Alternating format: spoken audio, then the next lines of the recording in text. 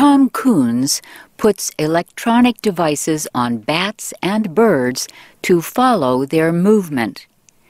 Recently, the Boston University biologist started using information gathered by radar. The technology has improved to the extent that we can now see things that we couldn't see before.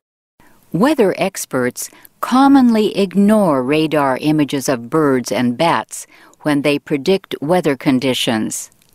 But Kunz says biologists can learn a lot from radar station readings. From an integrated and networked data set, we can actually determine where and when bats and birds are moving across the landscape. Kunz spoke at a meeting of the American Association for the Advancement of Science.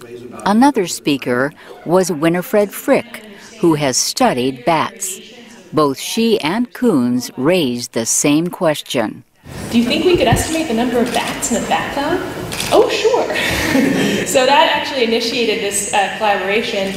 Their work led to a method for counting masses of bats in the wild.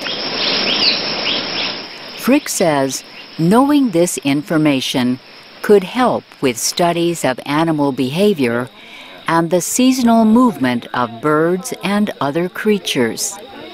We can look at a number of different sites all at once. That'll give us a really good picture about the health of these populations. And this particular species, Brazilian free-tailed bats, does an enormous job for agriculture in terms of eating agricultural crop pests. New radar information is available to researchers every 5 minutes. They also can study 20 years of older information. Frick says this information can be found on the internet. You see this whole front of bats kind of emerging here.